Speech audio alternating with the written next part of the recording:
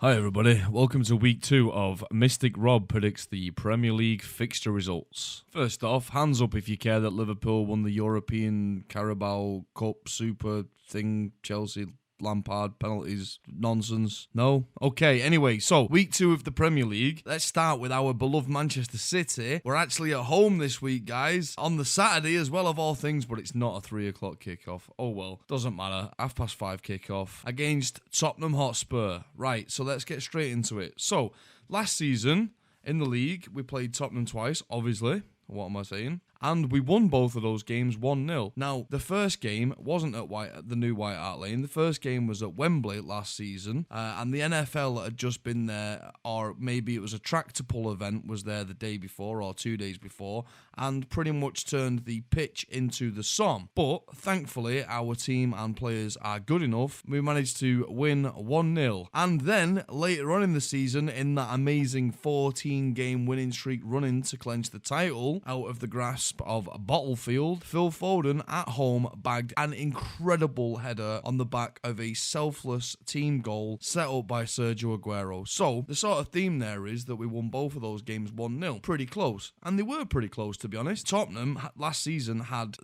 were a real threat against Manchester City, as they proved in the Champions League. In the league, like I said, 2 1-0 wins for Manchester City. We took 6 points, but they were very, very close games. You've got to remember with Tottenham that on their day, they're world beaters, just like Manchester City are. Over the summer, Manchester City and Tottenham both made big signings in the defensive midfield sort of pivot role. We were linked with the player that eventually signed for Tottenham in Ndombele, and of course we ended up ourselves signing Rodri. There's been a lot of contention from a lot of people about who is going to be the better of those two signings. The jury's obviously still out because it's very early days in the Premier League this current season. Ndombele obviously seemed to have a really good second half, especially at home last week against Aston Villa. But it was a newly promoted team, so maybe that's too early to jump the gun to say whether Tottenham and Ndombele himself there yet. I mean, let him warm into the Premier League. He seemed decent at least. Rodri for Manchester City, on the other hand, obviously we went to West Ham and we won 5-0, which was a really, really good opening day fixture away from home.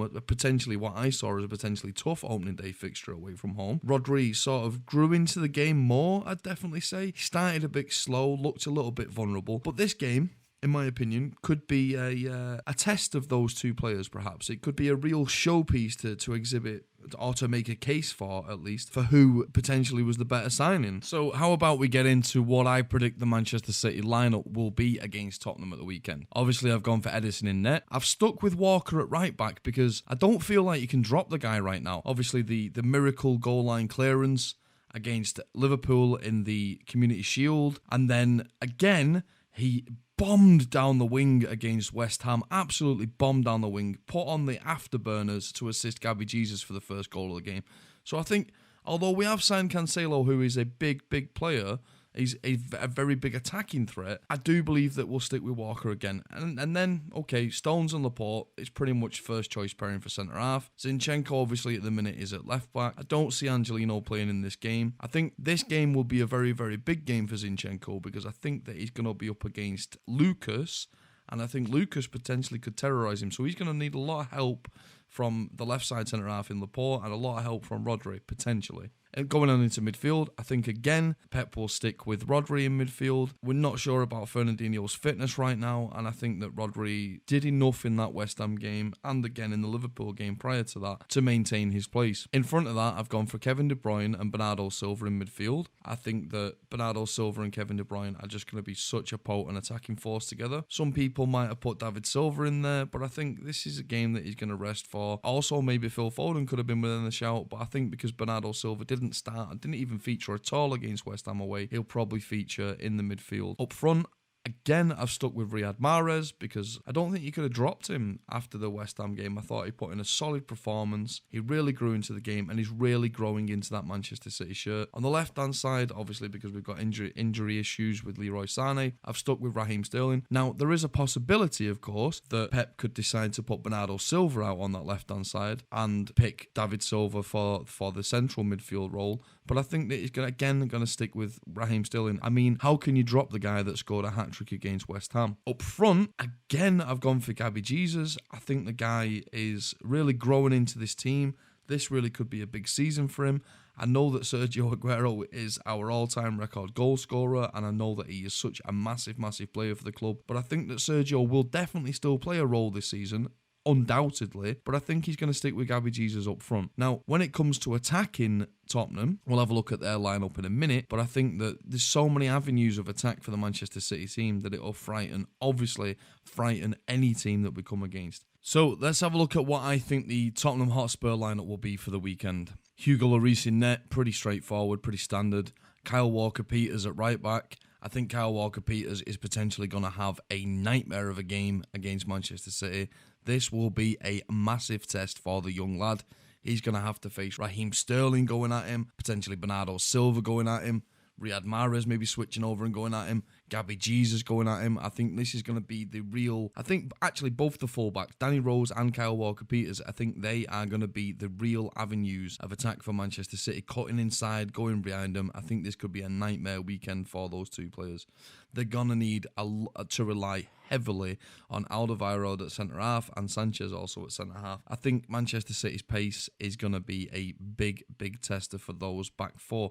Now, in front of that, of course, we've got the player that we spoke about a few minutes ago in Ndombele. Ndombele, this is a massive game for him. Comfortable against Aston Villa, especially in the second half, grew into the game very much so. But this is a big, big test for him. He's going to really have to work very hard to cover that back four of his. With him partnered in midfield is going to be Harry Winks, in my opinion. In front of that is going to be Sissoko, in my opinion, Eriksen and Lucas Moura. Now, Son obviously is still suspended. This is going to be the last game of his suspension. Big miss, I think, for Tottenham. But I think Lucas, Sissoko and Eriksen, on their day, have got enough to cause Manchester City problems. Now, obviously, I just thought last season that Son had the key to sort of unlock Manchester City's defence, and he was a really, really potent player against us. Now, obviously, up front for Tottenham, it's Harry Kane team. Who else could it be? It's going to be Harry Kane up front. So that's the lineup that I've gone for the Tottenham Hotspur team. Now, Tottenham obviously have got a lot of other players, but at the minute, they've actually got a few players out for various reasons. Like I've already mentioned, Son's out because of a suspension. Dele Alli is still out with his thigh strain. And Ryan Sessegnon could have been a decent player for Tottenham in this game. Is also out with a thigh strain. So you've seen my two lineups there. I think I've given reasonable justification for what I think the City lineup would be and also the Tottenham lineup. Now, what you really want to know is what score have I gone for? Now, as I said, last season was a very tight 1-0 win for City away at Wembley and a 1-0 win for City at home. Tottenham are without who I consider to be their main player, which is Son. But actually, I'm going to go for a 2-1 City win in this game. I just think that Tottenham are going to have something to offer going forward, especially if they can exploit Zinchenko at the back. There may be a lapse in concentration. I think also Rodri might take another 20-30 minutes to grow into this game, and that's probably when Tottenham may strike. Manchester City going forward, on the other hand, are going to cause Tottenham a lot of problems, but I think that 2-1 is probably an accurate prediction for this game. I think we'll get those 2 goals. I think it'll be quite a tense game at times, and I think we might be frustrated quite a bit by Tottenham's resilience, but I think that we'll just about have enough to win 2-1. Right, on with the rest of the Premier League fixtures of this weekend coming up. The first game we've got there is Arsenal versus Burnley. Arsenal at home. We had convincing wins for both Burnley and Arsenal during the opening weekend of the Premier League. Emery has claimed that Mesut Ozil and Sead Kolasinac are both 100% ready to play for Arsenal. This could be a big game for both clubs, but I do think that Arsenal at home in front of the Emirates faithful will win this game 2-0. On to the next game, which is Brighton versus West Ham. Brighton absolutely shocked the hell out of me in their opening game of the season. They won 3-0 away from home. Unbelievable. Totally underrated by me. That's totally my fault. West Ham couldn't have had a worse start to the season. Obviously playing the reigning Premier League champions, Manchester City, a 5-0 home loss. They're away this week to Brighton. But come on now, Brighton. West Ham can't lose this game. Brighton are... That was a good result for Brighton, sure, but come on, I don't see West Ham losing back-to-back games. They can't do, surely. Manuel Pellegrini has got to get the hammers firing on all cylinders. I expect West Ham to win this game 2-1. Next game is Aston Villa versus Bournemouth. Aston Villa, I thought, they didn't deserve to win against Tottenham away from home, but I actually thought that they put up a really good fight, especially for a newly promoted team. I think they did really well. I think actually they could get something out of this game at home. Villa Park faithful. I think Aston Villa could win this one 2-0. I just think that in front of that Villa Park faithful, they'll have too much for Eddie Howe's team on the road and they'll win 2-0. Next, we've got Everton versus Watford. Watford got absolutely battered by Brighton in their first game of the season. Big shock to me. Everton were away at Crystal Palace, failed to get on the score sheet not for lack of trying. I do think Everton, because they're at home at Goodison Park, I think they're going to win this one 2-0. It's a rough start to the season for Watford. The next game sees Norwich at home. This game I can only describe as a 6-pointer because I do believe that both of these teams will struggle massively, both at home and away in the Premier League season. Norwich came out of a very, very, very tough opening weekend fixture against Liverpool. They lost 4-1, but they did show a little bit of fight there. They really did show a little bit of fight there to get that goal in the second half. So it shows that they've still got a little bit of that early season fight. Like I said, I described this as a 6-point game simply because I think that whichever one of these teams comes out on top in their head-to-heads could decide which one of them gets relegated and which one of them potentially could stay up.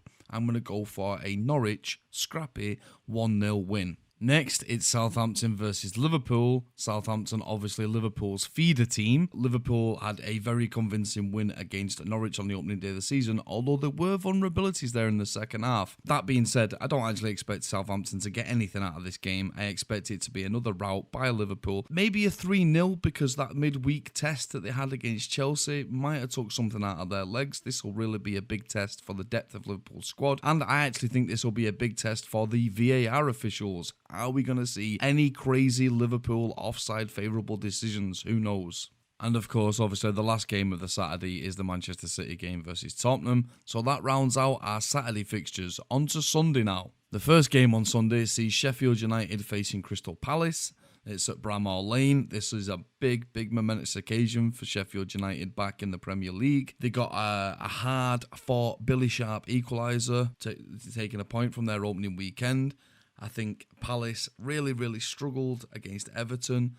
That game was a 0-0 damp squib. If Crystal Palace can't find goals, then they're going to struggle this season. I don't wish anything bad against them. I just think that it's going to be a tough journey on the road up to Sheffield. I think Sheffield United might surprise a few people and get something out of this game. Maybe, but I'm still going to go for a 1-1 draw. Rounding out the games on Sunday afternoon is Chelsea versus Leicester. Now, Chelsea in the midweek played against Liverpool in the UEFA Super Cup, so that would have taken a lot out of their legs. Don't forget they've got a limited squad due to transfer restrictions this season. Before that, they were away at Manchester United last weekend, and they were thrashed probably rather flatteringly with regards to Manchester United because Chelsea did have an awful lot of shots. They just didn't seem to convert anything. One can't help but expect that Frank Lampard is going to have to play Kante in that middle. Jorginho just does not seem cut out for the Premier League in the slightest. I predict that Chelsea are going to have to find some form because Frank Lampard buys a lot of credit. That guy is a Chelsea legend, but if he doesn't start converting some games into wins, he's going to have a lot of people on his back. I think Brendan Rodgers, as Leicester manager, has got a well-drilled, well-organised team. This could be a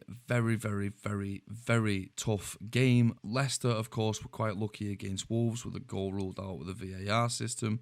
I think Chelsea are going to sneak this one 1-0.